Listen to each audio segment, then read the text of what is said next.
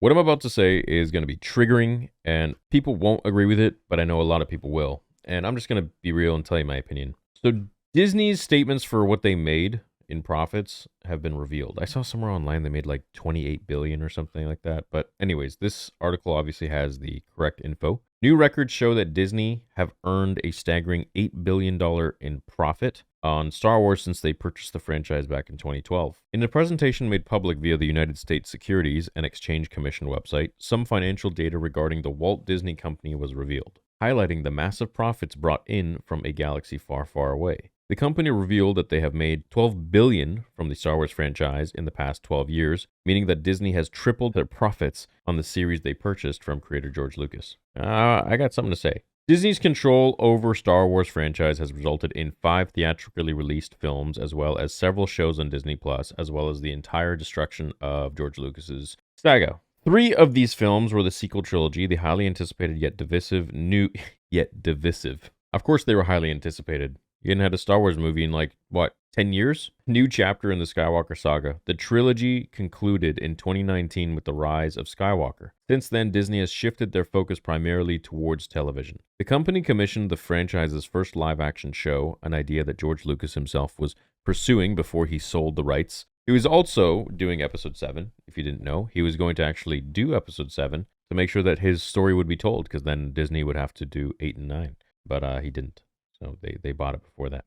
Lucas was reportedly interested in making a show focusing on the earlier years of the life of Sheev Palpatine. Yeah, and that was in the underground Coruscant show, and apparently that was from a rumor, that was supposed to have the reason why Palpatine turned to the dark side, and it was because of a bad breakup. I don't know. That was some insider guy from Lucasfilm. I remember reading that in an article, and then I made a video on it, but that was a long time ago. Despite the heavy focus on television in recent years, Lucasfilm and Disney have confirmed that they plan on paying more attention to the theatrical side of things in the future. The next movie set in a galaxy far, far away is set to be The Mandalorian and Grogu, directed by Jon Favreau from a script he co-wrote with Dave Filoni. Daisy Ridley's franchise return is also in the works and reportedly has a working title of Star Wars New Jedi Order, which I have a video on coming out soon. There have also been a series of previously announced Star Wars films canceled by Disney in the last... What happened to the Lando show? Perhaps you think you're being treated unfairly?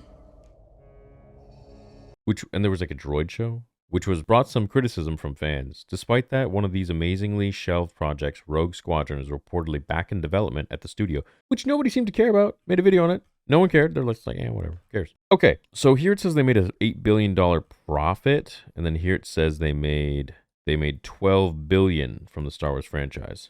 Okay, well, yeah, the first $4 billion that they sold to George with cash and stock options, that had to be made back. So I guess it doesn't count. So $8 billion in profit. Now people are going to be like, see, it's a success. Bro, I make a living talking about Star Wars. I make a living with fan fictions and everything else I do. There are tons of other Star Wars channels out there that make a living talking about Star Wars. Star Wars makes money no matter what. If actual Star Wars is making content, they're going to make money from it. Now, keep in mind, this is a 40-year built franchise that George Lucas created, so of course it's going to make money. It's the most famous, in my opinion, IP in the world. Everyone knows Yoda, everyone knows Darth Vader, everyone knows Star Wars. So people who are saying like, oh, this is a win, it would be a win regardless because it's Star Wars. It has all of the previous movies and shows, Clone Wars, and years of being a fan behind it, which is propelling it and pushing it to the heights that it gets to today, let alone if you have some new projects coming in that people will want to go and see and support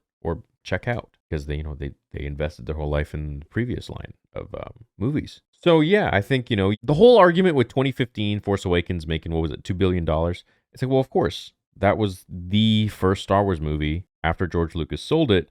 And that was supposed to be about the story of Luke Skywalker. We hadn't seen him in about, 30, 40 years? Yeah, 40 years just about. I mean, everyone wanted to go and see that. What happens with Luke after Return of the Jedi? And how was the film? Not so great. How was The Last Jedi? Extremely divisive, which I'll say. And disjointed and did not play well with the toys and story that George wrote. And then episode 9 was just a contradiction of 8. So it's like we took a step backwards and we took a step forwards, but they just nullified each other. So it's like we're kind of left with what? what's going on here? So, Disney owning Star Wars has brought in a lot of new fans. It's also made Star Wars a lot more mainstream, which is great that a lot of people get to now enjoy Star Wars and know about it. But it also has diluted the brand so much because of the content, and because the content itself isn't akin to what George created, which was a constant story of what he started with episode 4. It's now some sort of like segue, crooked, jagged, in some other direction story, and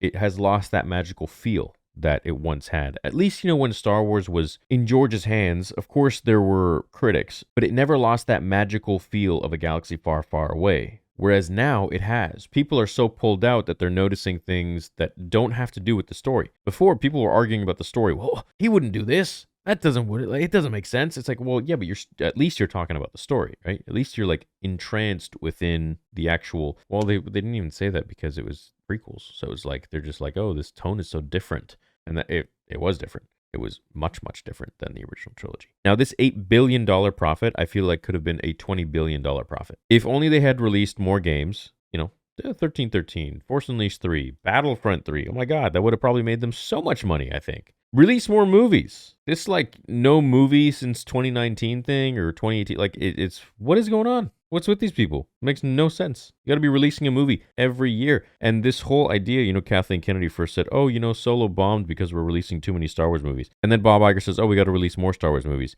And then she says, no, Solo bombed because we didn't have deepfake for the main character to make him look like Harrison Ford. Make up your mind. What the hell? No, Solo bombed because The Last Jedi was ass. The only thing that will make Star Wars better today is if we have good, consistent content. Good movies, good shows. In my opinion, forget the shows. Let's just focus on movies. Movies make a big buzz. Everyone loves to go to the movies. Disney loves to get butts in seats and sell tickets. So I really think that their best move is to make more movies, which they're doing. So congratulations on that. So we're, but again, it's like we're getting a Rey movie. Okay. Do you really want more of that? Why don't we just jump forwards in time? Go to a completely different direction.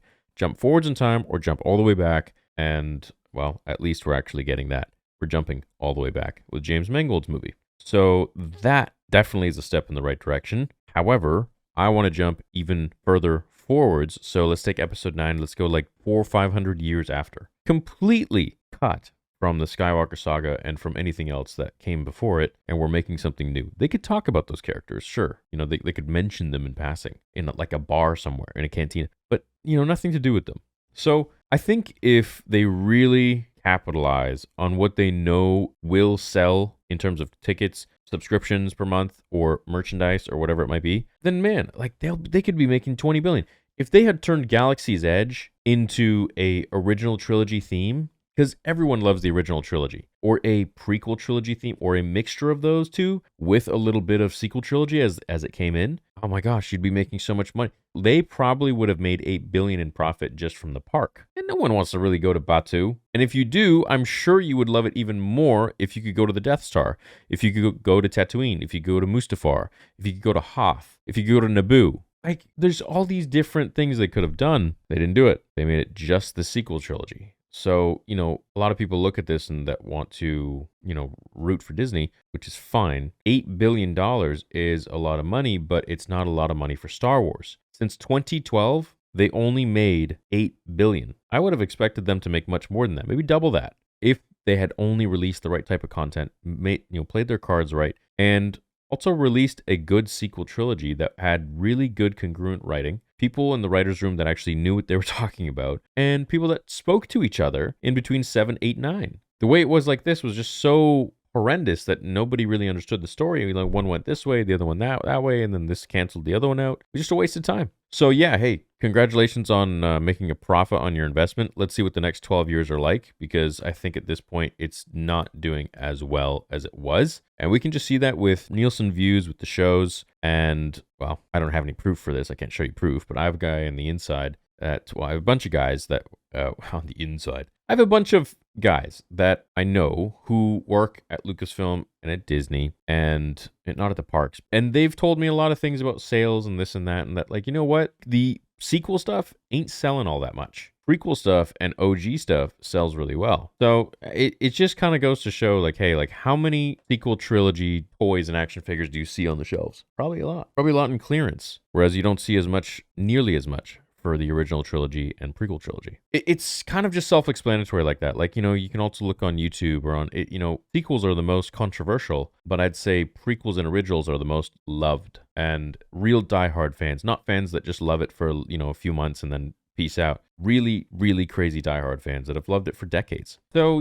I hope one day that they'll be able to make some Star Wars that will bring every single fan together so that there won't be any sort of clash. But I think in order to do that, that's going to take really well thought out stories, well written stories, and a team who knows really what they're doing. And I don't think they've had that so far. But maybe with Dave Filoni now as a little higher up in his position, I hope that they can bring that to the table. And he's going to be able to oversee everything and make sure everything fits in the timeline and that it makes sense. And we don't get these weird, horrible stories that destroy our characters. Thanks so much for watching. Let me know what you thought about it all. May the Force be with you always.